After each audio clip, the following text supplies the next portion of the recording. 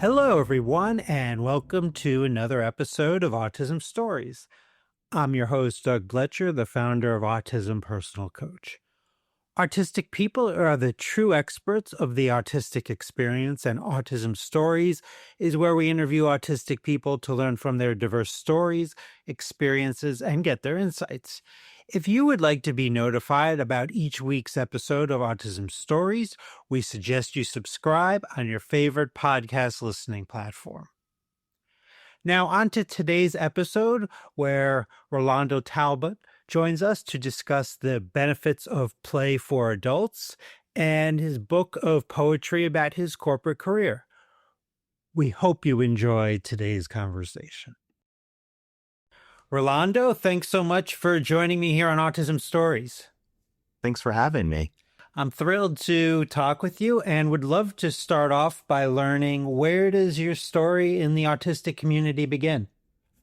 Also, thank you for the question. I think there's two sort of parallel tracks. I think, and this is a story that I've heard from a lot of folks that I've met through their autism journey, that we sort of always knew that we were different, that we looked at life a little bit differently, that we moved in spaces a little bit differently. And that's certainly the case for myself, not feeling sort of connected to my peers, feeling like I just saw the world in just different ways. So I think in retrospect, at the age that I am now, I can look back and say, oh yeah, there were definitely the signs that were there. But I think the more realism came in, I think around the pandemic, where I think a lot of us were in this position where we were starting to work from home and we had those opportunities to really reflect and those types of things. And I really got into researching, given the work that I do in the inclusion and equity space, on how to reach new communities and things like that. And the neurodivergent community was one that admittedly I hadn't really known much about and hadn't really looked into. And so I thought, oh, this is the perfect time to do some research. And the more I read Dr. Devin Price's book, the more I got into these types of things, I was like, oh, wait, this is me. This is exactly my lived experience. And so that led me down a journey to go through and actually work with my therapist and work with various other doctors to kind of understand just the way my brain worked. And then eventually that led me to this recognition that, you know, I'm autistic and I've got all these other wonderful things about me that make me who I am. And so I think that's really kind of where that journey began. But I think where I'm at now in my journey is really in the advocacy space, because I also realized that a lot of the things that I've experienced, a lot of the struggles in my life were directly tied to the way, not only how my brain worked, but then how people reacted to it. And so a lot of the work that I do today is really providing that advocacy, but also that awareness of what experiences we have in our community and how we navigate, particularly in the corporate space. As I've learned throughout the course of my journey and been able to find myself in positions where I'm a leader, I also recognize that came with a cost. And so I'm trying to pick that apart while also, deconstructing my own ableism and really shining a light on the things that I used to believe, not only about myself, but about others, and deconstructing that a little bit, pointing out where those issues were, and then helping sort of build back up in more inclusive ways. Now, you mentioned being in an advocacy space right now. Thinking about that, you wrote the book Corporatism, Being Black and Autistic in Corporate America, which explores the intersectionality of race and neurodivergence within the context of corporate culture. Now, in your book, you discuss the unique burden of insight of this intersection, as there's a constant need to assess risk and anticipate bias. What might be some of the most common experiences or situations that Black autistic people should anticipate bias in corporate culture? So the book, Corporatism, was really, it's a collection of poems that I've written over the past couple of years.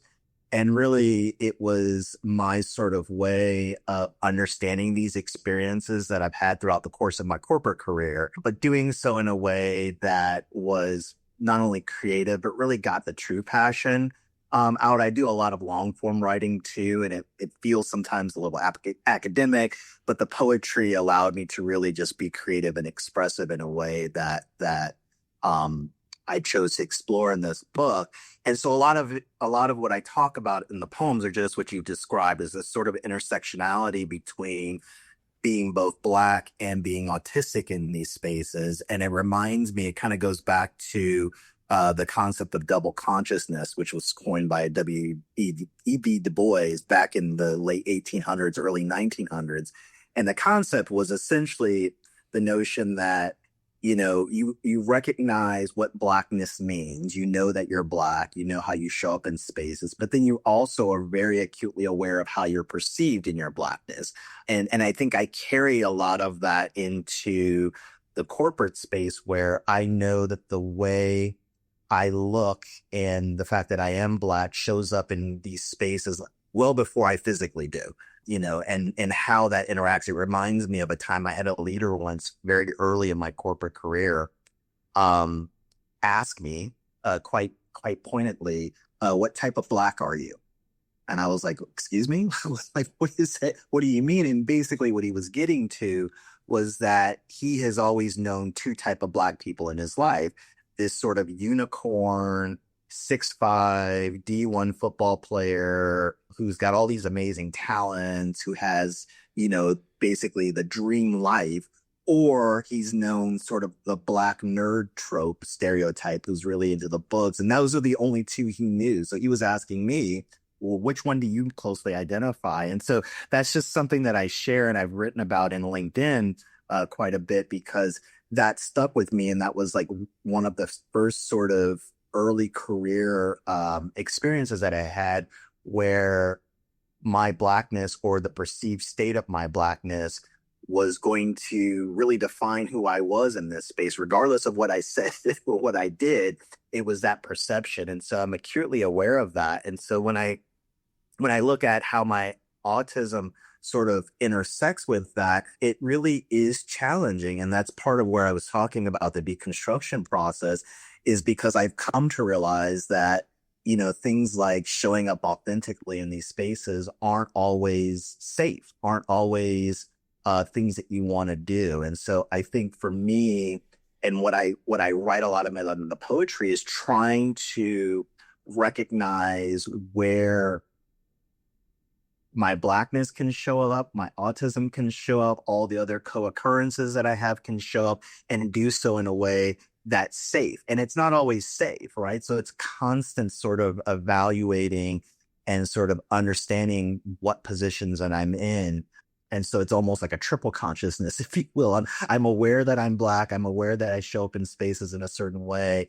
I'm also aware of how I'm perceived, but then I also have that extra layer of neurodivergence that sits on top of it that I've also got to factor in. So it's a lot. It's overwhelming sometimes. It can really be challenging if, especially if there are environments that I'm not familiar with, that can easily lead to a meltdown. So you see that show up in a lot of things in my poetry, because it was kind of what I was going through when I was writing that. But, it's something that I just live every single day.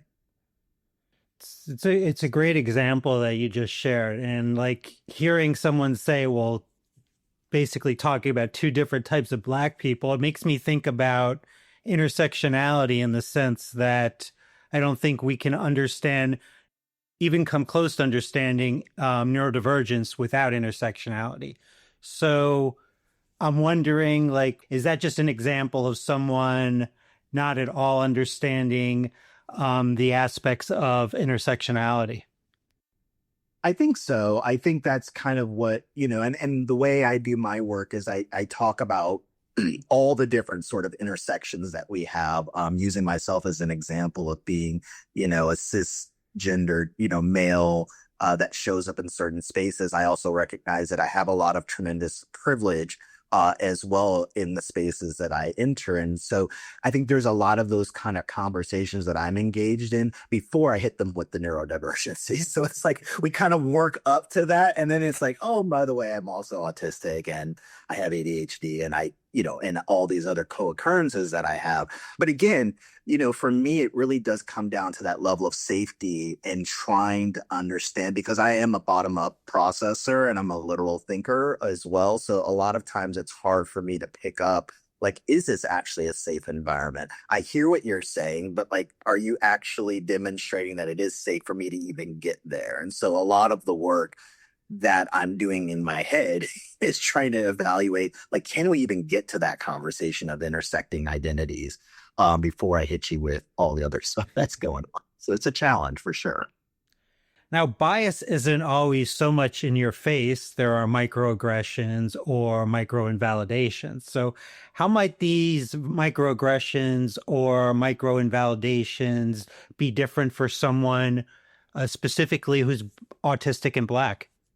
Yeah, that's a great question. So I think, when I think about sort of microaggressions and micro invalidations, and I think about kind of where they came from, which was a very sort of, subtle, act of racism, and how this term kind of came into origin. I actually wrote another book called A Thousand Paper Cuts, and it's actually about this topic, because the analogy is that, a microaggression can feel, similar to a paper cut. I sort of take the analogy further and say, well, yeah, but what about the 50th paper cut or the 100th paper cut or the 500th paper cut? At a certain point, that pain, you can either become numb to that sort of pain of that constant experience, or it can be even more painful when it happens over and over again. So they actually kind of shift from micro into macro. And that's where I think I kind of sit is, I think I was acutely aware, and I was raised in a way to know that these things were to happen. I was raised to be aware that, someone might say, "Oh, you're very articulate," in a sort of a surprised tone, and what they're actually meaning when they say something like this, and how to respond to that. And I think, that is something that I've become, uniquely aware of. I think what ends up happening is that when the neurodivergence is stacked on top of it, and we talked a little bit about the intersecting identities, I think for some people that's a step too far. They're already trying to get used to seeing, somebody like me in spaces where there aren't a lot of people who look like me. So they're getting used to that particular aspect of it. And then on top of it, they're also thinking, well, I don't know, or I may not see, or I'm not familiar with anybody who's Black and neurodivergent. So they're having to process that as well. And I think for some folks, that's just a bridge too far. They can't make that leap. And so I think a lot of times what ends up happening, at least in my experiences, is that you end up getting into a situation where, again, it's that safety thing that we talked about earlier, is it's like, okay, you know, am I acutely aware of the environment that I'm in and how that environment is going to affect me? And am I prepared for the things that some might say in order to, in order to process what they're seeing or they're experiencing through my neurodivergency? And so that's where it becomes very, very difficult, especially in unfamiliar situations. And I'm like, how do you navigate that? And I haven't figured it out. I'm still a work in progress. But it's very, very challenging. I think one of the things that I've been working on is really, like, how do you address that? How do you process that? And how do you do so in not only an inclusive way, but also for me, it's very important in a trauma informed way, right? Because when these things happen, they're not typically positive experiences. It's something that somebody is pointing out, maybe in a very public way, that then shines a spotlight on you in a way that maybe you didn't anticipate. And so I'm working through, giving myself grace in that moment when I hear something that doesn't settle right, and I might not have the words, or even the ability to react to it in real time. How do I process it? How do I come back? How do I address it? Is really kind of some of the work that I'm doing, both on myself, but also for my clients and for the communities that I advocate on behalf of. Is, what are those tools? How are some of the ways that we can kind of think about it? Because it is going to happen. And so we have to be prepared for it. And so that's kind of the things that I'm sort of working through right now. Now, pizza, in my opinion, is delicious. And I randomly mentioned this because you're the creator of the DEI pizza model. So, in what ways does this type of framework help organizations assess and improve their DEI maturity and performance, that for those organizations that truly want diversity, equity, and inclusion to be part of the way that they do business? Yeah, that's a great question. So I'll give you a little bit of a story. I have to give the origin story of the DESA piece. I can get to the particulars of it. So I've been in the DEI equity and inclusion space now for going on 20 years. And the way I was sort of raised and trained in this work, we want to make the information as accessible as possible for people to understand. And so, because these can be very, very dense and very deep topics, if you're not kind of familiar with it and sit in the space regularly. And so I was always trained with using analogies or using metaphors and helping folks that we're talking to understand these concepts a little bit better. So I really came to understand, which is a pretty familiar sort of metaphor of being invited to a dinner party, and diversity is being invited to the party and inclusion's being asked to dance and those types of things. And I remember giving a class once, and it was part of their annual training, and I'm using this metaphor and I'm talking about, this dinner party and how you show up. And the class was over and an individual came up to me, and he said, thank you for the presentation, but what is a dinner party?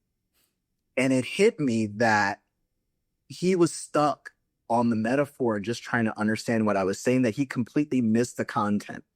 And that really sat with me, because I said, I need to make this information a bit more accessible and really presented in a way that anybody can take that and then build upon it. And so that's really where this came from, was trying to think of like, what is a relationable way to provide the foundational work of diversity, equity, and inclusion in a way that anybody can use it and either, take that back to their team or, use that to spark curiosity to sort of dive deeper into these topics. And so really what DEI pizza is and how it kind of came about is really, it's a metaphor that I use, that I do with groups to say like, hey, help me plan a pizza party, right? Very high level. What do you want? What's the type of pizza? What's the environment? How much pizza are we going to have?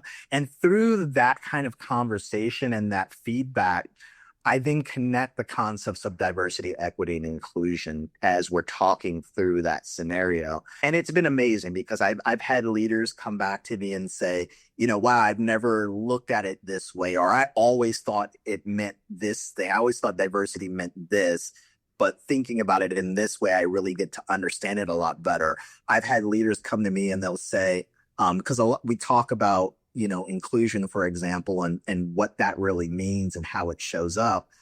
And I talk about, leaders, if you do all this work to have this pizza party, but you put the pizza in the oven and you burn it, what happens? You can't enjoy the pizza. And I connect that to how we as leaders, we're the pizza oven.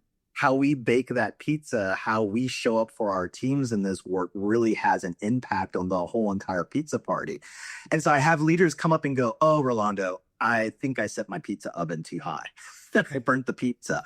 And it's a great way to sort of, talk about and be vulnerable about what happened. And we do it through the metaphor. And it just takes the sting off a little bit of like, hey, I said this or I did this. Instead, we talk about it through the metaphor of the pizza oven. And so it's just really been a great journey to see teams sort of transform in the way that they talk about it. Usually everybody's hungry after I present it, but it's really great to see teams sort of transform, and then they want to dive deeper. Let's talk about what happens when there isn't enough pizza. Let's talk about when, the party environment is a little too sensory overload. So it gives us opportunities to really dive deeper into a lot of different aspects of diversity, equity, and inclusion that I think were barriers or inaccessible in our more traditional ways of doing this work.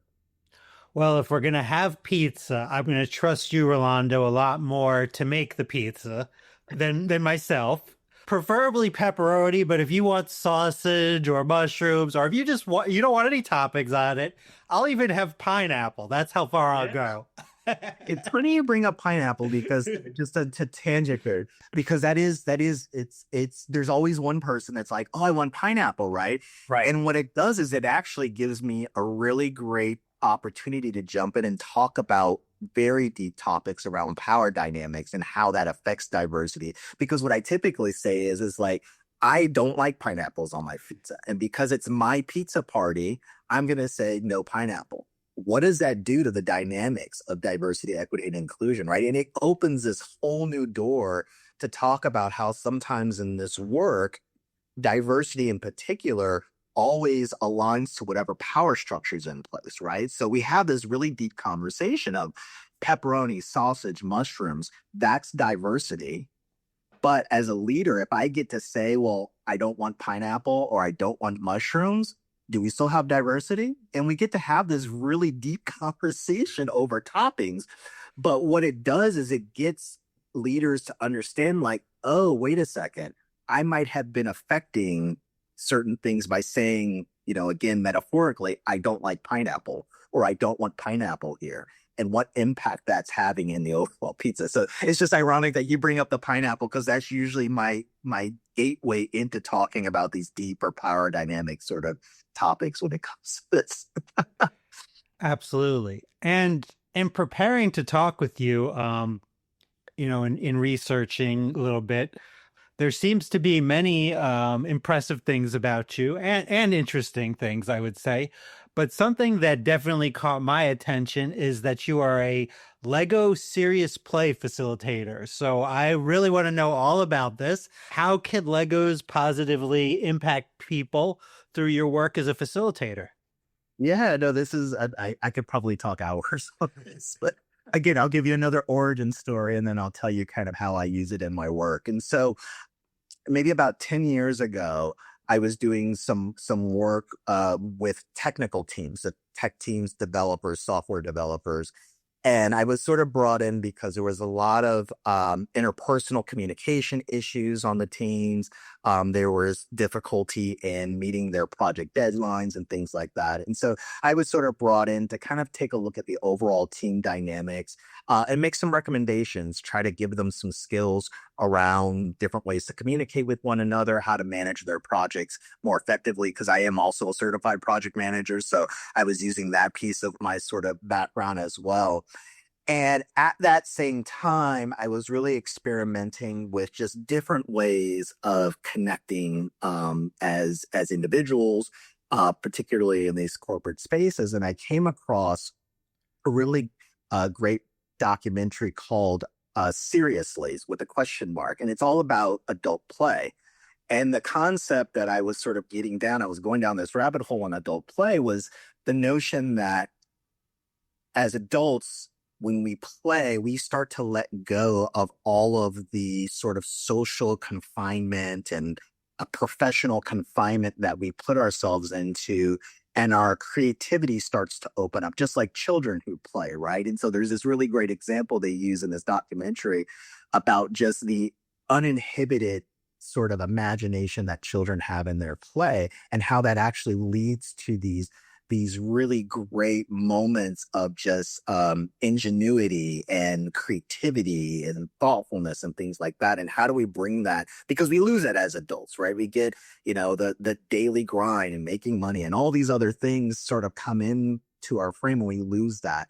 So as I was going down the rabbit hole of adult play and the benefits that that could bring to a corporate environment when it comes to things like communication, creativity, innovation and ingenuity, I came across this concept of Lego serious play that started kind of in the mid 90s with these two researchers who were looking at adult play as well. And they were looking at the connection between how our brains work when we're tactilely figuring something out with our hands, as opposed to just having these abstract conversations. And what they found was is that when we think with our hands, when we tend to build things, we have greater creativity than we do just having these discussions. And so they partnered with Lego, who was in the time really, known as a leader when it comes to design and innovation through their plastic bricks. And that marriage happened, and they created this whole sort of program called Lego Serious Play. I then came across it because there's a great program at Rice University in Texas, and then Harvard also has a Lego Serious Play. And I was in the higher education field, and I was like, oh, this just makes sense. Like all of it clicked. Like if I can get teams to start thinking creatively and get kind of outside of the confines of what a corporate environment sort of puts us in sometimes, can something magical happen? And so I took their course. I became a Lego serious play facilitator, and I brought that to my team. And really, what it does is it has you talk about things like interpersonal communication, conflict through the building of the bricks. And so it's a very developed program, but essentially what it does is it gets you out of the confine of saying, I'm having an issue with this, and uses the models of the brick to tell that story. And so I've used it in a whole bunch of different ways. Knowing I'm going into a contentious meeting, I'll tell a team, hey, here's it. And what's interesting is that it's actually a very specific curated set of Lego bricks. So it's not, you don't just go to your average store and get a bunch of Legos. It's actually very specific Legos with very designed purposes to get these conversations started. But I'll have a team, if I know it's a very difficult conversation, I was like, hey, how are we feeling today? Build it in the Legos. And they'll build it in the Legos. I'll never forget, I had this one individual, and they built this rather large wall made of black Legos. And so the way we facilitate it, without going too deep into it, the way we facilitate it is my questions are about the model, not about the individual. But what happens is that the individual is sharing their thoughts and their beliefs through the model. And so I'm like, tell me about this. This is a black wall. What does this represent? And through that, we got to understand how they saw the barriers in the project and what they felt like. They didn't feel like they were being listened to. They didn't feel like they were being heard. Their defense mechanism was to build that wall. That was deep insights that I don't know we could have got through an hour-long project team meeting to understand, here's what's going on in this person's head. And so it's beautiful for those teams that really embrace those sort of concepts. And so I use it today really in the neuro-inclusive space, especially for clients that I work with who are struggling with how they show up in certain places. We use the model and work through that. We use the bricks to say, let's build kind of what you're feeling today. Let's build how you see your role in this project, or how you see your role in this team. And it gives us another tool to sort of articulate things that maybe would have been difficult if we were just having a one-on-one conversation like we're having now. And so it's really a unique thing. I have to get over the learning hump with a lot of individuals, because they're like, what is this? Why are we playing with a lot of Legos? And I'm like, no, there's a ton of science behind it. Trust me, we'll get there. And I've had just so much success with it. It's been really, really an interesting journey to bring that into my work. And then how can our listeners learn more about you and what you do beyond this interview? Yeah, so that's great. So I'm very active on LinkedIn, so that's a great way to find me on LinkedIn. Just put my name, Rolondo Talbott, in the search bar. I would love to connect. I also have my website, which is inclusiveheartcoaching.com. If you want to go deeper into the DEI pizza, that's there. I've got a couple of other toolkits.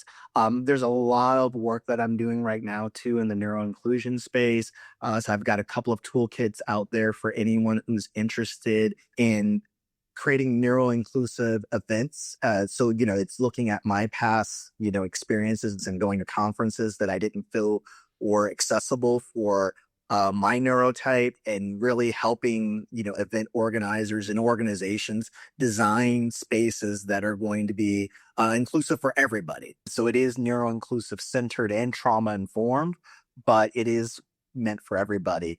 And I've got another toolkit that helps in really goal setting for neurodivergent individuals. That was something I had struggled with my entire professional career, was, using tools like SMART goals. Just never worked for me. I would go through the model, and I would put my goals in the SMART, model framework, but then I wouldn't achieve them at the end of the year. And it made me feel like I'm a failure or I don't know what's wrong with me. Why can't I achieve these goals? And so I built basically a framework that sits on top of SMART goals, but it's really neuro inclusive and trauma informed as well. And really, the work that I do, I honestly don't try to gatekeep this. So I do make this available for folks who are really interested in doing this transformative work. I've partnered with a lot of organizations to bring this work to them because that's really what I'm interested in right now is providing these resources so that people can take it and create more beautiful things. So LinkedIn is a great way through my website. And just reaching out. I've got a lot of great resources available for our community and just pushing this work forward. Well, Rolando, I really enjoyed meeting you and loved our conversation. So thanks so much for making time to talk with me today. Thank you so much. I love the conversation as well. Thanks so much to Rolando for the conversation. To learn more about Rolando, please check out the link in the podcast description for this episode. We always love hearing from you and would especially love to hear from you relating to this episode regarding if you could use Legos to build something to express an element of your life, what would that be? Did you know Autism Personal Coach provides neurodiversity affirming support by autistics for autistics? We empower autistic adults and teens to be the best version of their authentic selves through customized life coaching and community groups. We also support parents and partners of autistic people by providing insights and guidance to bridge communication gaps and nurture mutual understanding. So please visit autismpersonalcoach.com to begin your experience of judgment-free coaching rooted in empathy, expertise, and respect for autistic identity. Until next time, I'm Doug Bletcher of Autism Personal Coach. Talk to you then.